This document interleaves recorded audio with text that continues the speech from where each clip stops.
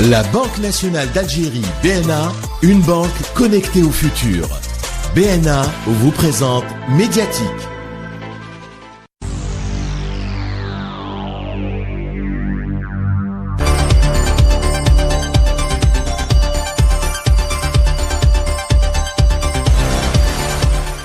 Archéologue du futur, pionnier du digital, poète en hexadécimal, je vous salue bien bas et je vous dis bienvenue dans Médiatique, votre émission dédiée au TIC que vous retrouvez, vous le savez maintenant, c'est la 5e saison, chaque jeudi de 18h à 19h sur les ondes de radio Alger Chaîne 3.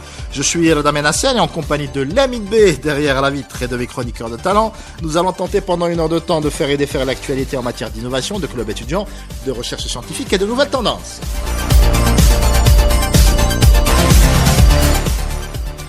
Et aujourd'hui, nous vous proposons une émission exceptionnelle, chapeautée par nos chroniqueurs Lina Mezoued et Karim Balek, avec en guise d'invité unique et superstar, monsieur Roslan Bencherif, consultant international, formateur et surtout spécialiste en intelligence artificielle. Et tout ça, bien autre chose encore, c'est dans Médiatique, l'émission qui vous amène à la découverte de la Terra Numérica, juste après ceci. Et vous êtes à l'écoute des programmes de Radio Alger 3. Aujourd'hui, nous recevons de nouveau notre ami Roslan Bencherif qui observe depuis plusieurs années la manière dont l'intelligence artificielle modifie nos usages et nos comportements quotidiens. Dans cette émission, on va s'intéresser à ce que ces outils changent, parfois discrètement, dans notre rapport au travail, à la connaissance et surtout aux autres, puisque l'enjeu n'est plus seulement technologique ou économique, il devient urgemment social, voire civilisationnel. Roslan, bonsoir. Bonsoir Léda, bonsoir. Bonsoir. Ça commence évidemment bien. Face à toi. Ça commence bien. Karim Balek et Lina Mezoued pour te bombarder de questions bien humaines. Marhaba, bonsoir Lina, ravi. Bonsoir Karim. Allez, je sais que tu travailles, Roslan, sur cette question d'intelligence artificielle depuis pas mal d'années. Je sais que tu as été l'un des premiers à t'exclamer, à trouver cette révolution formidable. Est-ce que tu commences à changer d'avis quand tu vois certains retours négatifs ou alors tu gardes toujours le même enthousiasme? Non, je suis toujours aussi enthousiaste. Effectivement, on voit qu'il y a parfois quelques déconvenus. On parle parfois, il y a des lanceurs d'alerte, mais je pense toujours que quand il y a un problème, il se trouve entre la chaise et le clavier. Donc l'humain. Toujours.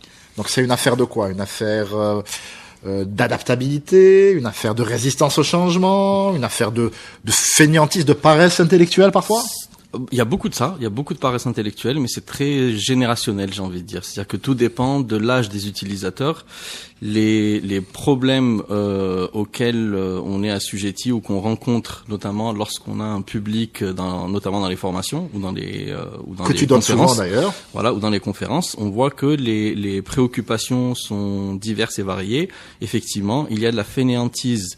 Il y a deux niveaux. Il y a une fainéantise générale parce qu'on a tendance à confondre l'intelligence artificielle et le génie de la lampe. Donc on a tendance à beaucoup fantasmer sur ce que peut faire l'intelligence artificielle et on pense que c'est très très facile de faire quelque chose, il suffit d'y penser pour que l'intelligence, parce que je pense que ce mot intelligence prête à confusion. Et on a tendance à penser que parce qu'elle nous répond comme un être humain, elle est capable de comprendre toutes les subtilités qu'il pourrait y avoir lors d'un échange entre êtres humains. Elle fait même office de psychanalyste chez certains depuis pas mal de temps. Ce qui ne devrait absolument pas être le cas, étant donné qu'on a vu que OpenAI, qui sont les créateurs de ChatGPT, se sont fait attaquer en justice après le suicide d'un jeune de 16 ans qui a été aidé entre guillemets ou poussé, orienté, on va dire, à cause de ChatGPT. Alors les fameux parents qui ont déposé plainte sont quand même, de mon point de vue, de manière totalement subjective, bien plus responsables du suicide de leur enfant que de la technologie. C'est difficile de jeter le blâme. La dépression peut être quelque chose de très souterrain, de très invisible. J'en parle. Je me suis beaucoup intéressé au sujet lorsque c'est sorti. J'ai lu beaucoup d'articles, j'ai vu beaucoup d'interviews qui traitaient justement de ce cas spécifiquement. Et l'enfant en question, il y avait des signaux. En fait, il disait à ChatGPT qu'il en avait ras-le-bol, qu'il voulait se suicider. Il a même tenté tenté de le faire, il avait des marques sur le cou et il lui a dit je vais voir si je vais montrer la marque, je vais me mettre de façon à ce que ma mère puisse remarquer la Les marque. fameux signaux d'alerte. Voilà, et puis voir si elle allait réagir. Et en fait, il est descendu, il a fait un câlin à sa mère n'a rien vu. Il est remonté, il lui a dit elle a absolument rien vu, elle s'en fout de moi, etc. et tout. Et l'autre lui a dit je suis désolé. En gros, il a un petit peu conforté dans sa position. Mais au final, je pense que si la mère avait jeté un coup d'œil, elle avait vu, elle lui avait dit c'est quoi ça, et qu'elle s'était intéressée un petit peu plus à ce que faisait son enfant, peut-être on aurait évité ce genre de catastrophe. Donc, quel que soit X, je pense que la technologie est là, elle est disponible pour tout le monde. La manière dont on l'utilise dépend principalement de l'humain. Mais est-ce qu'on risque pas justement la dépendance? Moi, c'est ça qui me fait peur, c'est que ça devienne au à même terme, titre, pour rester compétitif, ce soit un passage obligatoire. Ok, je vais poser la question autrement. On va essayer de prendre la question sous un autre angle. Est-ce qu'aujourd'hui on est dépendant de nos téléphones portables? À 100%. Est-ce qu'on est dépendant d'Internet? Totalement. Ok. Totalement. Ok. Est-ce qu'on sait encore rédiger à la main, ou est-ce que vous avez encore de la facilité, ou est-ce que vous savez encore écrire à la main? Quand je dis vous savez, bien sûr que vous savez.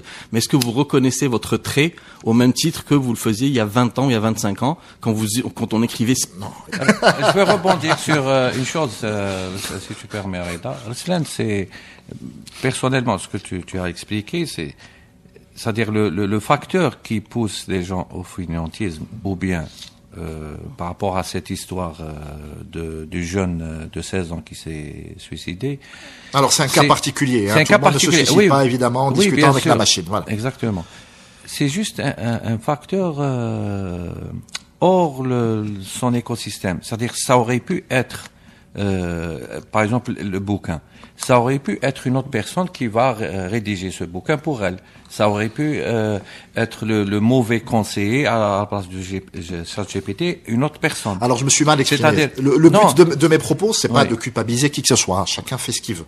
Le souci, c'est que des personnes qui savent écrire, fassent appel à ça. Je parle pas du gars qui n'arrive pas à aligner deux phrases et qui, grâce à l'intelligence artificielle, se découvre poète sur les réseaux sociaux et suscite l'admiration de ses nouveaux amis.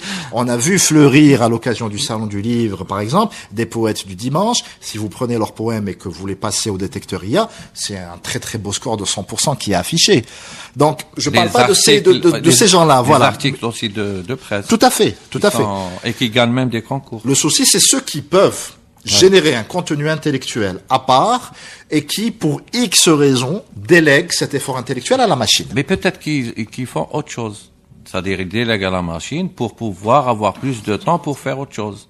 Sauf que la machine uniformise le contenu, la machine lisse les propos, la machine enlève le sel de ce qui fait la plume de l'individu. Ruslan pourra éventuellement confirmer ou infirmer ce que je veux dire, c'est que pour parler déjà dès le début, on parle d'intelligence artificielle, mais générative, c'est-à-dire il faut préciser générative. Oui, évidemment. Et pas, on peut avec de bons prompts ordonner à la machine, ou orienter la machine, ou c'est-à-dire je parle d'intelligence artificielle générative, qu'elle ait le même style que notre style. C'est-à-dire qu'elle peut même faire des fautes qu'on a l'habitude de faire. Il suffit juste de l'alimenter. Donc, il peut y avoir des Mais moi, choses... je veux pas la pensée de Karim Bark interprétée par la machine. Moi, je veux la pensée de Karim Bark. Ah, il faut se lever tôt. Mais pourquoi pas?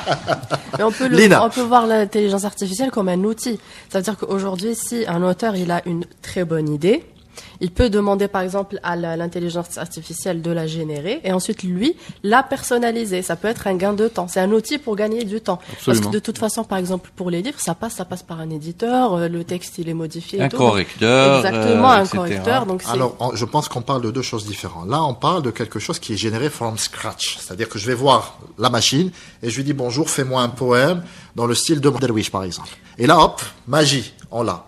Et non pas un poème existant de Karim Barek qui est corrigé par la machine, etc., etc. Ce sont deux choses très très différentes. Oui, mais c'est ce que je voulais te dire, c'est que l'une c'est la délégation de la création, l'autre c'est un appoint, c'est un outil à une création qui existe déjà. Non, pas forcément qui existe déjà. Par exemple, si on a l'idée, elle peut nous générer le contenu et ensuite on le personnalise. Ça veut dire c'est l'IA ici, c'est un accélérateur. D'accord. C'est pas du tout ou rien. Il y a pas de, aujourd'hui, comme Lina l'a dit, c'est d'abord un outil.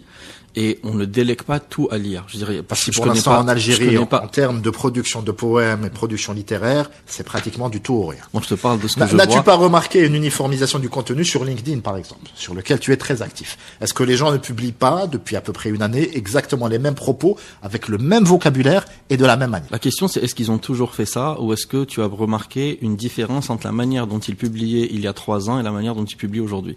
C'est ça qui va définir, en fait, Absolument. si la personne a changé. Si je travaille avec un collègue qui fait des fautes d'orthographe tout le temps, qui n'a pas de vocabulaire, et puis du jour au lendemain, il m'envoie un message qui est parfait, c'est clair que je vais me dire que c'est pas lui qui l'a, c'est pas, je veux dire, la courbe d'apprentissage, la vitesse de la courbe d'apprentissage est trop rapide pour qu'elle soit exclusivement humaine ou purement humaine. C'est pas possible. Maintenant, là où je veux juste mettre, si tu veux, un petit bémol, c'est que quand on a recours à l'intelligence artificielle, il faut l'utiliser de manière intelligente. Ce que toi tu décris, c'est effectivement la plus mauvaise des manières de l'utiliser. C'est celle que j'appelle, moi, la délégation de son cerveau à l'intelligence artificielle.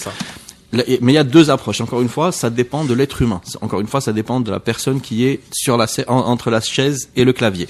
On peut utiliser l'intelligence artificielle pour se défaire de toutes les tâches qui sont chronophages et qui sont rébarbatives et qui ne nécessitent pas forcément un effort intellectuel. Mais on reste aux commandes sur l'orientation de cet outil et sur ce qu'on a envie de faire avec.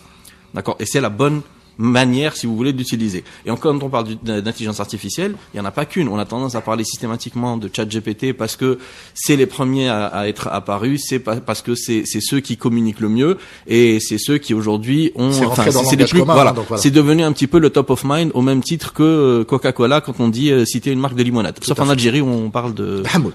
Exactement. On en est très très fiers. Mais on a tendance à parler uniquement de ChatGPT, mais il y en a d'autres. Il y a Claude d'Anthropic qui est extraordinaire. Il y a Gemini de Google qui a aussi, il y a Perplexity, et Perplexity ont sorti aujourd'hui un navigateur qui s'appelle Comet, dans lequel il y a un assistant qui est extraordinaire, qui peut faire. aussi a sorti son navigateur. Mais il est très très loin. Enfin, il a sorti parce que Comet est arrivé et qu'ils ont commencé à mettre de la pression. Donc aujourd'hui, en fait, on voit que il y a aussi, en fait, cette petite guéguerre qui fait que qui va sortir quelque chose en premier, une petite feature en premier, et les autres, en fait, vont venir suivre. Et ce que je remarque, moi, en tout cas, dans les formations, c'est que c'est quelque chose qui a été confirmé par un rapport qui a été publié par OpenAI il y a à peu près 1 mois et demi, donc je pense à la mi-septembre, où il disait qu'il y avait 700 millions d'utilisateurs toutes les semaines, donc hebdomadaires, de ChatGPT, et sur ces 700 millions, les 2 principales utilisations, il y avait 1 sur 3 qui utilisait l'IA uniquement pour faire de la correction de texte, et 1 sur 2 qui utilisait l'IA uniquement pour faire de la recherche sur Internet. Donc il y en a qui donc ça remplace en fait les moteurs de recherche. Exactement. Il y en a qui la confondent avec un moteur de recherche dans le sens où on va chercher une explication sur quelque chose et on va directement poser la question à l'IA parce qu'elle a cette capacité à nous sortir en fait une réponse qui est entre guillemets structurée, plutôt que d'aller chercher sur un moteur de recherche qui lui va nous donner une série de liens et sur lesquels on va devoir cliquer pour aller chercher la bonne information. Non, mais Chrome a déjà résolu ce problème, ça fait pas très longtemps, mais oui, effectivement, ils ont résolu. Avec sa propre IA. Sa propre IA, c'est quand vous faites une recherche sur Chrome, vous avez déjà la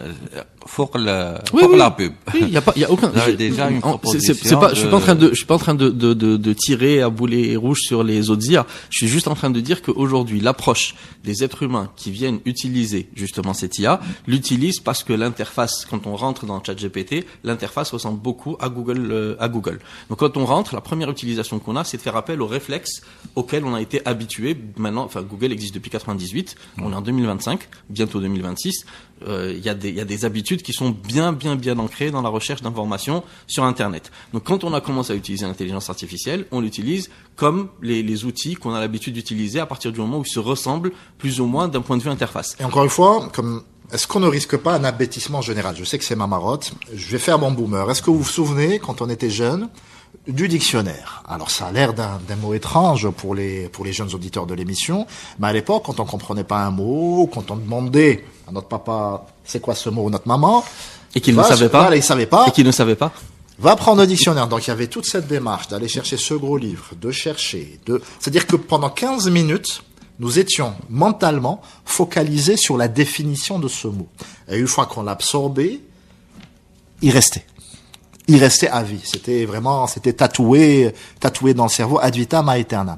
Est-ce qu'encore une fois, en déléguant ce process de recherche à la machine, qui nous donne tout de suite, on ne risque pas à terme d'absorber cette information et de l'oublier 5 secondes plus tard? Quelle est? Moi, tu connais ma façon de voir. Mais je ne désespère pas de te faire changer d'avis. Non, mais là maintenant on a des repères. D'ailleurs, je profite pour partager ça avec Ruslan, qui va sûrement être d'accord avec moi.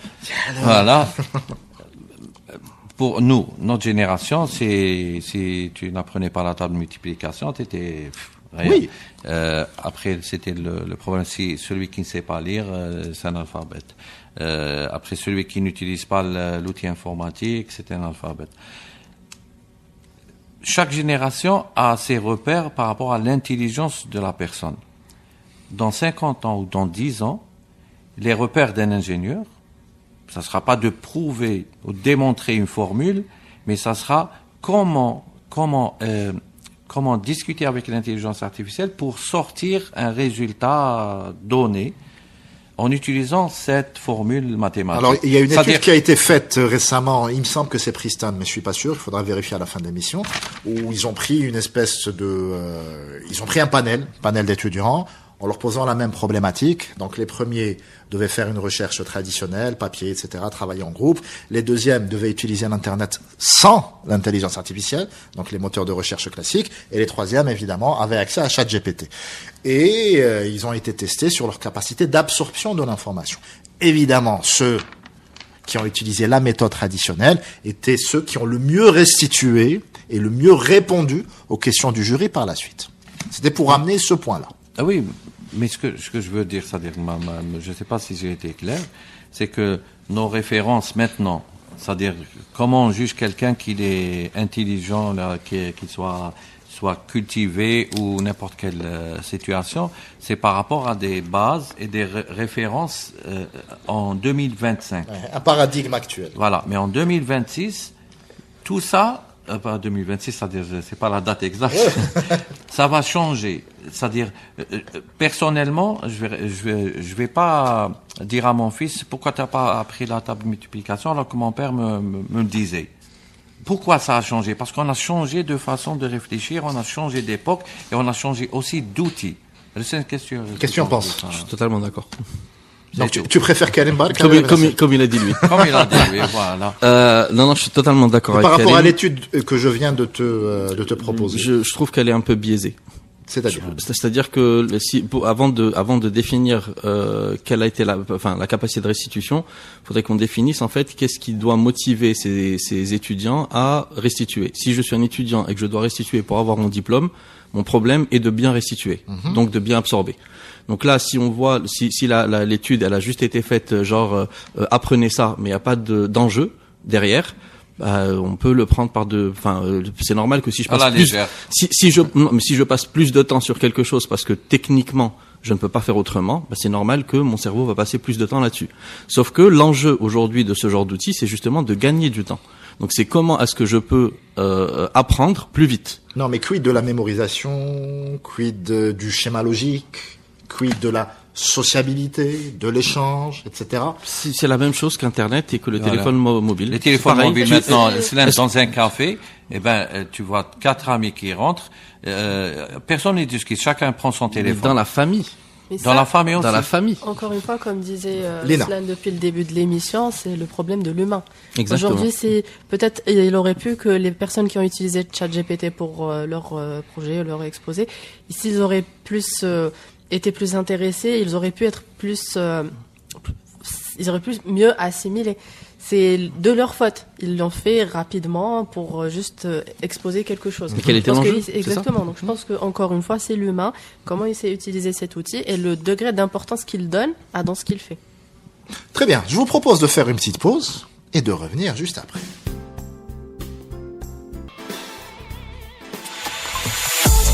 La Banque nationale d'Algérie, BNA, une banque connectée au futur.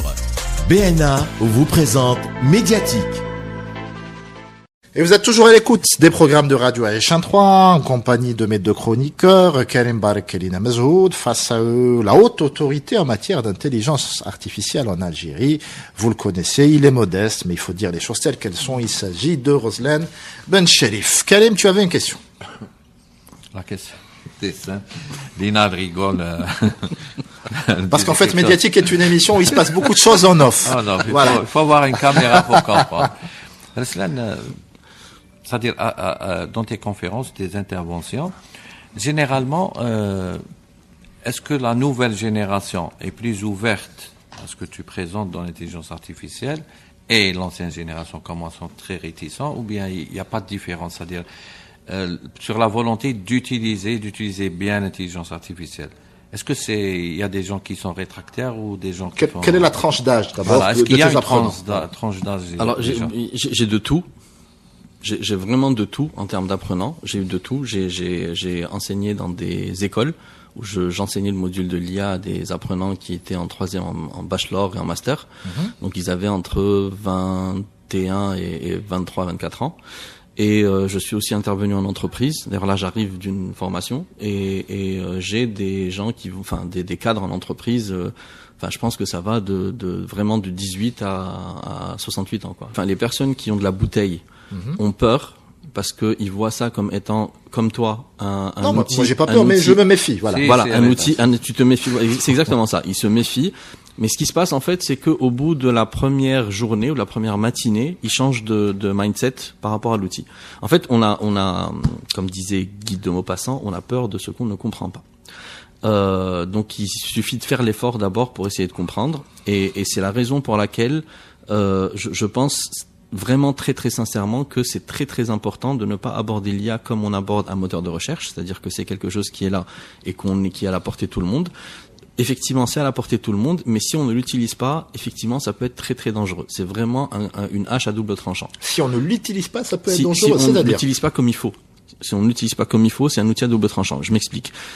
Ce que j'expliquais en fait aux cadres que j'avais, c'est que aujourd'hui on décide encore que l'expérience joue un rôle pour quelqu'un qui est en entreprise. Donc le fait qu'il ait de l'expérience, qu'il connaisse, qu'il ait vu des cas et qu'il soit capable en fait de traiter ces cas, c'est ce qui assoit sa légitimité. C'est ce qui assoit sa légitimité, c'est ce qui assoit en fait son niveau hiérarchique, etc. Et donc forcément son salaire, c'est-à-dire qu'en gros on valorise cette expérience sur la base de ce qu'elle est capable de nous rapporter. On sait tous que aujourd'hui, quand on parle de richesse ou quand on parle d'entrée d'argent ou de quelque chose qui soit viable, on parle en fait de vélocité de l'argent, à savoir, c'est-à-dire à quelle vitesse est-ce qu'on est capable de rentabiliser, de faire rentrer de l'argent. En gros, être riche, c'est tout simplement gagner plus d'argent qu'on en dépense, qu'on a de temps pour en dépenser. Karim ne le sait que trop. Voilà, je sais. Je sais. Quand tu parlais de vélocité, j'ai tout de suite réfléchi de vélocité, de la vitesse à laquelle on les dépense, et essayer de ne pas tous les dépenser. Ouais, mais c'est ce que je te dis. Si tu en gagnes... Karim, je vais dévoiler à l'antenne la marque de la voiture avec laquelle tu es. Bon, attendez, si vous ne me faites pas perdre le fil, s'il vous plaît. Donc la première des choses, c'est que aujourd'hui, on paye une personne sur la base de son expérience. Plus elle reste au sein de la société, plus elle accumule de l'expérience, et plus on repose en fait sur ce genre de personnes. Aujourd'hui, on a une nouvelle génération de nouveaux venus, donc de ce qu'on appelait chez nous les bleus, d'accord. Donc ils arrivent en entreprise, ils n'ont absolument aucune expérience, mais aujourd'hui ils peuvent arriver avec une formation où ils savent utiliser justement ces IA génératives. Ce qui veut dire qu'à un moment donné, ils ont tout ce que peut connaître, toute cette base de connaissances qui est dans l'IA générative, parce qu'on peut l'utiliser quel que soit notre secteur d'activité, que vous soyez un gamin qui est en train de l'utiliser pour l'aider à faire ses devoirs, ou un docteur d'État dans un domaine quelconque, d'accord, vous êtes capable de faire appel justement à cet outil pour qu'il puisse venir vous aider dans votre entreprise. Mais l'accès à la connaissance, c'est pas la compréhension, hein.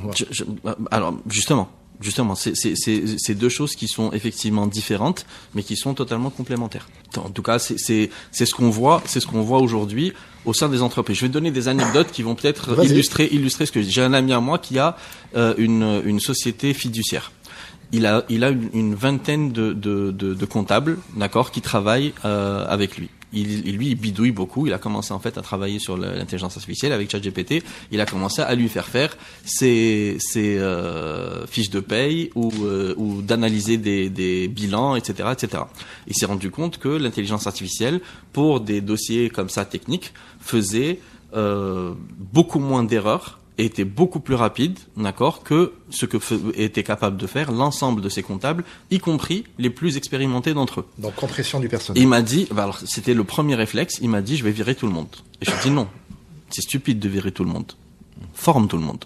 J'ai dit aujourd'hui ce contingent de personnes qui fait que tu as une masse salariale, qui a une capacité d'absorption de dossiers qui est de X, tu peux la multiplier en fait par 3, par 4, par 5, par 8 à partir du moment où tu les dotes de l'outil qui va leur permettre de faire moins d'erreurs au même titre que toi, de faire moins d'erreurs et d'aller plus vite, et donc forcément que chacun, puisqu'il a en fait un dossier où il a une dizaine ou un portefeuille où il a une quinzaine ou une vingtaine de dossiers, tu peux le monter peut-être à 80 ou à 100 dossiers. Son salaire ne change pas, tu vas peut-être investir sur la formation, d'accord, que tu vas pour lui qu'il acquiert en fait l'expérience qu'il a pour utiliser justement ce nouvel outil, d'accord, et puis derrière tu vas pouvoir générer énormément plus de revenus. Mais Ruslan, on a un souci par rapport à ça, surtout professionnel dont tu parles. Tout le monde connaît les fameuses hallucinations de l'intelligence artificielle générative. Oui. Surtout le domaine dont tu as parlé, comptabilité, etc. Est-ce que on peut déléguer une responsabilité très importante sur des données notamment très le sensibles, calcul, que ce soit une recherche ou bien comptabilité, à un outil que lui-même te dit en bas, attention, faut être prudent avec les données que je te donne. Il y a moins d'erreurs sur un élément aussi technique que le fait de faire des calculs. Mais quand c'est calculé, après il faut vérifier. Donc double travail, c'est ce que tu veux. Double travail, ce qu'on gagne en rapidité, parce que je pense comme ça. Ce qu'on gagne en rapidité d'exécution au calcul, on le perd en vérification. Est-ce que c'est stratégique maintenant, ou c'est déconseillé aux entreprises de compter, par exemple, surtout ce domaine, comptabilité, etc., à 100% sur l'IA générative? Si tu l'utilises dans sa forme la plus basique, oui, il peut y avoir des erreurs, c'est normal. Par contre, si tu l'entraînes, c'est-à-dire que si tu crées des agents qui sont capables de cloner ta manière de faire des choses et de réfléchir, et que tu entraînes ces agents sur ta manière. Et agent, c'est deux choses différentes. Alors, il faut expliquer ces notions à nos auditeurs. D'accord. Si ton agent, il va falloir en fait qu'il repose. Si tu crées un agent, alors on va essayer de démystifier.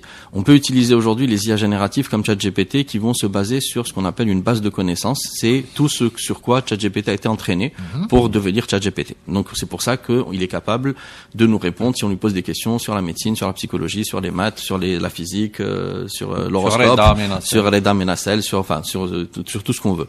Ça, c'est une base de connaissances qui est une base de connaissances globale. Sauf que cette base de connaissances, en fait, les gens ont tendance à penser que c'est une sorte de base de données dans laquelle il va puiser pour chercher ses réponses. C'est pas du tout comme ça que ça fonctionne.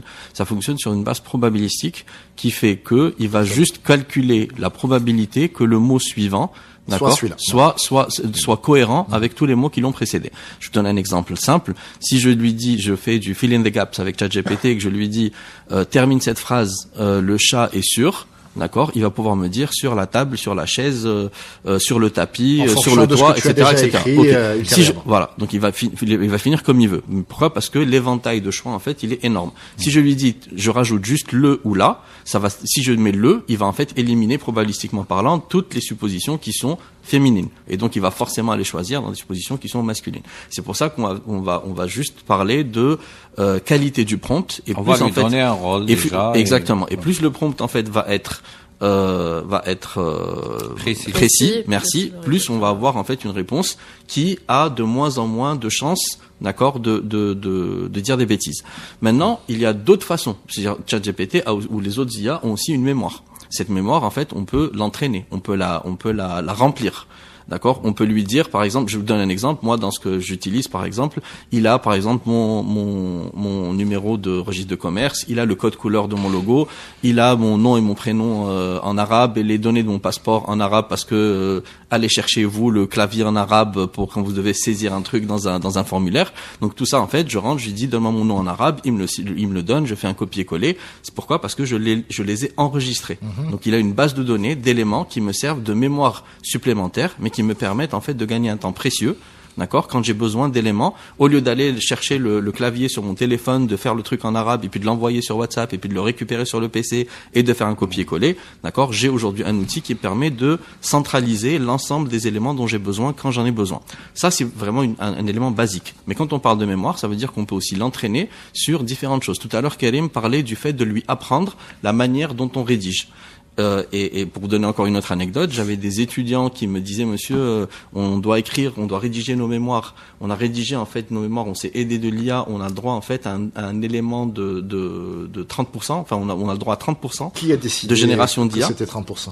C'est l'école dans laquelle ils étaient. Ah, juste l'école. C'est le ministère. Non, c'est d'accord. Je ne saurais pas te le dire, mais en tout cas, à l'école, ils avaient le droit de générer du contenu dans leur mémoire, que 30% du contenu de leur mémoire, d'accord, soit généré par l'IA. Et ils avaient des détecteurs d'IA. Et quand ils allaient tenter dans des détecteurs d'IA, ils allaient jusqu'à 100%, entre 80 et 100%. Et pour eux, c'était un gros problème. Donc, il m'a dit, monsieur, est-ce qu'il y a un moyen de... Donc, je leur expliquais comment est-ce qu'il fallait entraîner l'IA, en gros, et ça prend, quand je dis entraîner l'IA, on a tendance à croire que c'est un truc qui prend des heures ou des années. Non, ça prend 10 minutes. Pour apprendre à l'IA à rédiger comme moi, ou avoir ma plume, ça prend 10 minutes. Il suffit que je lui donne des articles. Disons personnalisés. Oui. Personnalisés. Parce que entraîner, c'est technique. C'est l'entraînement de ce qu'on appelle du fine tuning, etc. C'est un autre, ça se passe dans la machine. Mais avec ChatGPT ou un autre, disons, le personnalise et on utilise sa mémoire dans l'application pour nous découvrir et savoir ce qu'on veut exactement. J'ai envie de dire oui et non. Je suis d'accord avec la première partie, je suis pas forcément d'accord avec la seconde. Quand on parle d'entraînement, alors oui, si tu parles maintenant d'entraînement technique, sur comment est-ce qu'on va, par exemple, créer une IA qui est dédiée à la médecine, sur laquelle on va entraîner, voilà, circuits de neurones, oui, etc. Il y a pas de souci. Oui. Mais aujourd'hui, quand je te parle en fait d'entraîner une IA ou c'est pas une question de personnalisation. Non, pourquoi la personnalisation? Je te dis ça parce qu'il y a beaucoup de jeunes qui confondent. Ils disent que on a entraîné notre IA, c'est notre IA. C'est notre propre IA qu'on a conçu et entraîné, alors que on ne peut pas entraîner une IA si on n'a pas des fermes de cartes graphiques maintenant c'est un glissement sémantique, voilà. Absolument. Après, on ne peut pas créer sa propre IA sans partir d'un noyau qui existe déjà. C'est ça. Là, oui, effectivement. Là, il faut qu'on rentre en entraînement, etc., etc. On va profiter de la présence de notre amie Lina Mezhoud, parler de l'impact écologique de l'intelligence artificielle, Lina. Oui, voilà. Donc aujourd'hui, l'intelligence artificielle, comme on dit depuis le début de l'émission, c'est un outil. C'est un outil qui peut accélérer les études d'impact environnemental, qui peut accélérer les solutions environnementales qu'on a aussi. Mais on a aujourd'hui des IA qui fusent de partout. Il y a tout le temps une nouvelle IA. Comment avec les infrastructures qui vont avec, les data centers pour héberger le cloud et tout le reste, et ça c'est super polluant. Exactement, c'est super polluant. Donc aujourd'hui, comment on peut optimiser cette IA pour qu'elle soit, on va dire, un peu moins polluante? Est-ce qu'elle peut être utilisée pour de la sensibilisation? Est-ce qu'elles sont assez orientées? Comment entraîner justement une IA pour qu'elle donne des informations, on va dire, beaucoup plus justes autour de l'environnement? Ou le edge, est-ce que ce serait une solution aussi? Je pense que s'il y avait je pense que si j'avais la réponse à cette question, je serais multimilliardaire en diamant. Tu es milliardaire. Il reste juste un petit peu. J'ai mal choisi ma réponse. Je vous ai tendu la perche, effectivement. Non, je pense qu'il n'y a pas de réponse, mais peut-être que le fait d'utiliser l'adage de chez nous qui dit fait qu'on pourrait peut-être utiliser cette IA pour nous aider à aller plus vite dans le fait de trouver des solutions. Il y a aujourd'hui si on prend dans le domaine de la médecine, c'est un domaine que je suis particulièrement pour des raisons personnelles. Je sais que par exemple aujourd'hui, on peut grâce à l'IA faire comment on appelle ça, des balayages génétiques, d'accord, qui prenaient des années. Aujourd'hui, on est capable de le faire en 3 minutes. Ce qui a pris 5 ans. Il y a eu même un prix Nobel, ils ont fait près de 100 000 calculs d'ADN. C'est le prix Nobel de 2025, voilà. Voilà, tout ce qui est auto-éducation. Voilà. Donc aujourd'hui, les utilisations, quand on a les bons humains entre le clavier et la chaise, peuvent utiliser justement ces outils à bon escient pour guérir de nouvelles maladies, pour découvrir éventuellement de nouvelles solutions à des problématiques qui sont des problématiques majeures. D'accord, dans notre environnement. Pour ça, le coût énergétique est tout à fait normal et légitime, et j'allais dire même, c'est à encourager. Mais pour les requêtes, j'allais dire futiles, inutile du quotidien. Exactement. Le fameux bonjour, voilà, avec lequel on nous a gavés pendant plusieurs semaines. Qu'est-ce qu'il faudrait faire? Il faudrait éduquer. Et dire que, Sam Altman, le directeur général d'OpenAI, a tweeté pour dire. Qui écoute l'émission religieusement. Bien sûr. A tweeté plusieurs fois pour dire ne dites plus merci, ne dites plus bonjour, ne dites plus s'il te plaît. Parce que le simple s'il te plaît, ces 3 lettres en fait peuvent coûter très très cher écologiquement et énergétiquement à OpenAI et au data center en fait qui tournent. Donc je pense qu'il y a une éducation à faire. Et je pense qu'encore une fois on va revenir. Et je dis pas ça parce que je suis formateur sur ça. Je prends vraiment beaucoup à cœur ce côté en fait formation, ce côté éducation, parce que on a un outil qui, je trouve vraiment peut-être fantastique quand on sait comment l'utiliser, quand on sait comment l'exploiter. Et ce que j'aimerais rajouter, c'est que ma génération, la génération X, les personnes qui sont natives dans les années 70-80, avant 95, nous sommes la dernière génération d'humains sur Terre qui avons connu la planète avant l'avènement des télécoms, donc la téléphonie mobile, et avant l'avènement d'Internet. Notre manière de jouer était différente, notre manière d'apprendre était différente, et en fait, pourquoi elle est importante? Parce qu'on est une sorte de trait d'union entre 2 générations qui avons connu le monde avant une phase de transformation qui est globale. Donc aujourd'hui, au même titre qu'on parlait des American Natives, on a les Digital Natives, c'est les personnes qui sont nées à partir de 95, pour qui Internet est quelque chose de tout à fait normal. Donc il y a plein de choses en fait qu'ils ne connaissent pas. Et le fait d'éduquer, c'est comme si on parlait de la vapeur pour nous. Ouais. C'est ça, exactement. Et le fait en fait d'éduquer ces gens-là, on a en fait, je pense, une responsabilité et des choses à transmettre qui sont très très importantes parce que les starting blocks ne sont pas au même niveau pour tout le monde. Kerem Barak, tu avais une question. C'est par rapport à tout ce que tu as dit. Est-ce que tu as dit toutes ces problématiques, est-ce qu'elles sont locales ou mondiale? C'est-à-dire, est-ce que nous, ici en Algérie, on a peut-être des réflexes qui sont absolument un peu plus... Absolument pas. C'est totalement universel. J'ai formé des personnes, je vous ai dit, qui allaient de 17 jusqu'à 67 ans, 68 ans. J'ai formé en Algérie, j'ai formé à Oran, j'ai formé en Suisse, j'ai formé en France, j'ai formé des anglo-saxons, j'ai formé des francophones. Les problématiques sont exactement les mêmes, les préoccupations sont exactement les mêmes, les questions sont exactement les mêmes, et les biais cognitifs, enfin tous les biais desquels démarrent justement les personnes sont exactement les mêmes. La différence en fait, et même quels que soient les pays ou quelles que soient les cultures, la différence que je note, elle est plus générationnelle. D'accord, c'est-à-dire que tous les jeunes, quel que soit leur pays, vont fonctionner de la même manière. Tous les gens qui sont un petit peu plus vieux, qui ont un petit peu plus de bouteilles, vont aussi avoir les mêmes peurs, les mêmes trucs, vont avoir exactement les mêmes réactions, qui vont systématiquement revenir. Ruslan, si on devait parler des métiers qui vont disparaître et des métiers qui vont être créés, comment tu présentes ça dans tes formations aux professionnels, aux entreprises? Je donne simplement des exemples. Il y a beaucoup d'intérêt par rapport à l'impact social et sociétal de l'intelligence artificielle qui va éliminer certains jobs. Je donne en fait des exemples de jobs qui ont été éliminés il n'y a pas si longtemps que ça, dans les 20 dernières années. L'avènement par exemple de la GED a zappé la gestion électronique des documents. Voilà, la gestion électronique des documents a zappé des hangars entiers où on stockait en fait des dossiers avec du papier et qui nécessitait parfois un effectif de 40 à 50 personnes pour justement gérer ce stockage, veiller à retrouver les documents quand on en avait besoin, etc., etc.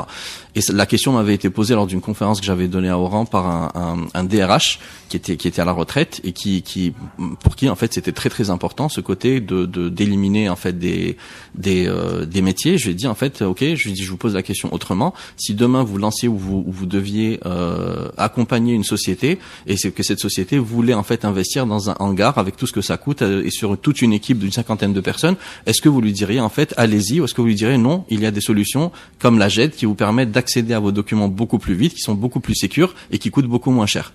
Il m'a dit vous avez raison, vous avez absolument raison.